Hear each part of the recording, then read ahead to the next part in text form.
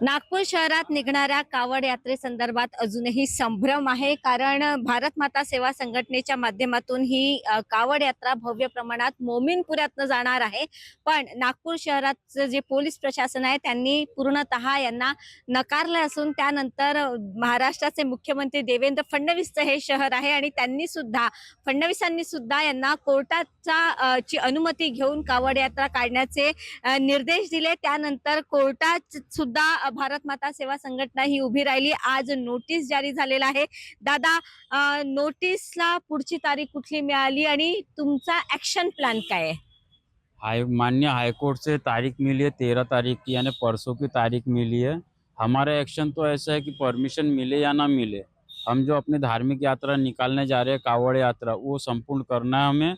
और उसके लिए कितनी भी रोक टोक आए, अभी तो ऐसी सिचुएशन है कि हमको जैसे बोला गया डीसीपी साहब के तरफ से कि आपका मार्ग दूसरा करते हैं और वो रूट से जाइए। हमारा कहने का तात्पर्य यही है कि भैया मोइनपुरा हिंदुस्तान में ही है ना, कि अलग तो है ही नहीं, तो ये डाइवर्ट क्यों किया जा रहा है? अभी 3 दिन पहले यशोधरा नगर साइड से मुसलमानों का जुलूस निकला, वो तो पूरे मंदिरों के सामने से निकला, उनको क्यों परमिशन दी गई? यानी हिंदुओं को परमिशन लेने के लिए कोर्ट आना पड़ेगा और मुसलमानों को परमिशन आराम से मिलेंगी। ये कहाँ का न्याय है? अभी अगर हमारी सरकार है, हम मानते हैं कि हमारी हिंदुओं की सरकार है, हिंदुओं की सरकार में भी अगर हमको कोर्ट में आना पड़ा तो हमसे अच्छे तो मुसलमान है। उनको अभी परसों 3 दिन पहले उनकी जुलूस निकला वहां से कांजी हाउस चौक से, मेरे पास वीडियो है। उनको किस बेस पे परमिशन मिली? और हम तो धार्मिक यात्रा है, हमारी कावड़ यात्रा है, हमको मार्ग रूट चेंज करके क्यों दिया जा रहा है? वो रूट में ऐसा क्या है कि वहां से जाने में तकलीफ है किसी को? बिल्कुल, ये जो शिव मंदिर है, ये मंदिर भी तो मोमीनपुरा के अंदर है।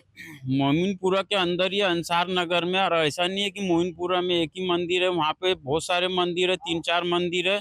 पर ये जो शिव मंदिर है प्राचीन मंदिर है, और ये प्राचीन मंदिर है, मंदिर का जीर्णोद्धार करना है। मंदिर का जीर्णोद्धार के पहले कावड़ यात्रा में जलाभिषेक किया जाएगा भगवान भोलेनाथ का, इसलिए हम लोग कावड़ यात्रा ले जा रहे हैं। अब पहली बार हो रहा है, पर पहली बार ये अब हम ये यात्रा को हमेशा सैकड़ों साल तक चलते रहे, इस प्रकार से हम यात्रा निकालेंगे, शांतिपूर्वक निकालेंगे। हमारे मन में तो कोई पाप नहीं है कि वो मुसलमानों का या हिंदुओं का है, सब पूरा क्षेत्र हिंदुस्तान है। हिंदुस्तान में हमारी धार्मिक यात्राओं के लिए संविधान में दिया गया है कि धार्मिक यात्राओं के लिए कहीं रुकावट नहीं आएंगी। तो ये प्रशासन, पुलिस प्रशासन क्यों ऐसा कर रहा है कि हम रूट चेंज करके देंगे, वहां से जाइए, यहाँ से जाइए? ऐसा है तो फिर मुसलमानों की पूरी यात्राएं बंद करिए ना आप, पूरे नागपुर शहर से, पूरे हिंदुस्तान से। पूर्ण देशामध्ये आतापर्यंत मागच्या 3 वर्षापासून कावड यात्रेवर दगडफेक झाली आहे आणि मोठ्या मोठ्या जागेवर ही दगडफेक झाली. याच भीतीपोटी तर नागपूर प्रशासनाचे जे पोलीस आहेत त्यांना असं वाटतंय की तुम्हाला, किंवा दंग्याची भीती वाटते असं त्यांना वाटतंय की तुमच्यावर आरोप करतायत की ते मुसलमानांवर आरोप करतायत? देखिए कैसा है, जो पत्थर मार होती है, आप ये सोचिए कि जो अमरनाथ यात्रा निकलती है पूरी सिक्योरिटी में निकलती है, अगर वहाँ पे सेना के जवान न रहे तो अमरनाथ यात्रा कभी संपन्न न हो।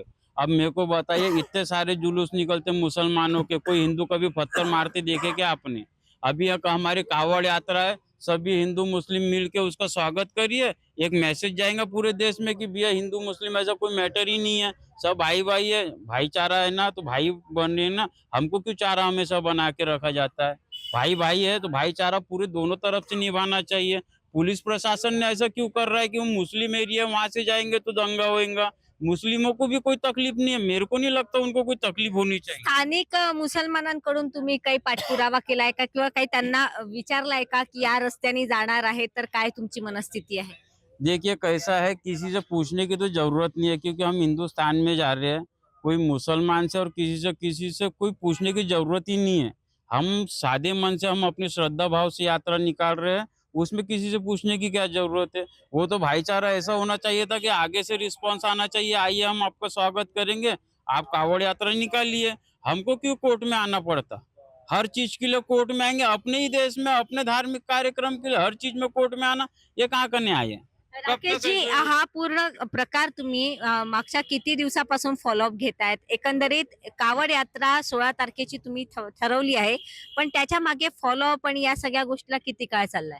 हम लोग 2 महीने से इसके पीछे लगे हैं, हमने चारों तरफ बैनर लग चुके हैं, कि कावड़ यात्रा निकलेंगी महल से, कल्याणेश्वर मंदिर से, अंसार नगर मोइनपुरा के लिए जाएंगी, पूरे नागपुर क्षेत्र में लगी है और सभी हिंदू भाई बहन सनातनी सभी एकत्र होके कावड़ यात्रा में शामिल होंगे और बहुत अच्छे से संपन्न करेंगे, क्योंकि भगवान भोलेनाथ का आशीर्वाद मिलेगा और सबका जीवन में सुख शांति समृद्धि आएगी। बिलकुल एक गणपतीची मूर्ती पण तिथे आहे. दादा तुम्ही सांगू शकाल का त्या गणपतीच्या मूर्ती संदर्भात की ती मूर्ती जी आहे त्या मूर्तीचं काय वैशिष्ट्य आहे, ती तिथे आहे काय, व्हिडिओमध्ये ती दिसते आहे?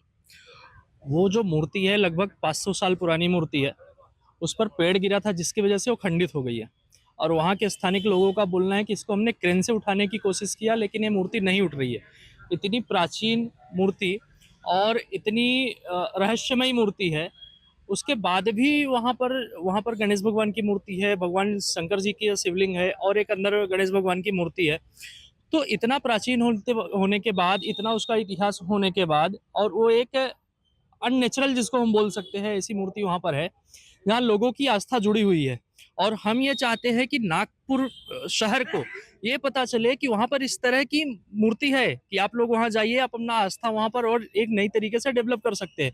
जैसे नागपुर के लोग गणेश टेकड़ी हर दिन जाते हैं, हर चतुर्थी को जाते हैं, लेकिन उन्हें पता नहीं है कि मोमिनपुरा अंसार नगर में भी एक गणेश मूर्ति ऐसी है कि जिसको क्रेन से भी उठाया गया तो भी वो मूर्ति नहीं उठी है।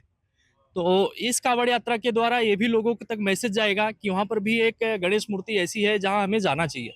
बिलकुल एकंदरीत पूर्ण हा विचार करता तुम्हाला काय वाटतं की आज जी कोर्टाच्या माध्यमातून नोटीस जारी झाली 13 तारखेला काय निर्णय अपेक्षित आहे तुम्हाला, किंवा सरकारकडून किंवा कोर्टाकडून काय अपेक्षा आहे?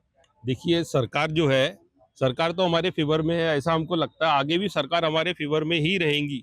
अगर सरकार हमारी अगर साथ नहीं देती, अगर मान लो ये यूपी रहता, यूपी में तो कावड़ यात्रा धड़ल्ले से निकल रही है और योगी जी तो वहाँ फूल बरसा रहे हैं कावड़ यात्रा पे। तो यहाँ पर भी सरकार से हम ऐसा चाहते हैं कि वो भी हमारा साथ दे और हमारे ऊपर भी फूल बरसाए और हमारे साथ खड़े रहे, ऐसी हमारी सरकार से अपेक्षा है। बिलकुल एकंदरीत हे सगळं वातावरण जे आहे ते अजून भीषण होऊ नये अशी सरकारची जरी मानसिकता असली पण तरी संपूर्ण देश हा हिंदुस्थान आहे आणि त्या हिंदुस्थानात त्या जागेवर तीन तीन देवळं आहेत आणि हे इतकं प्राचीन मंदिर आहे, तिथे ही सद्भाव यात्रा जी कावड यात्रा आहे ती पोहोचावी या शुभेच्छेसह स्नेहल जोशी, नागपूर. जय हिंद.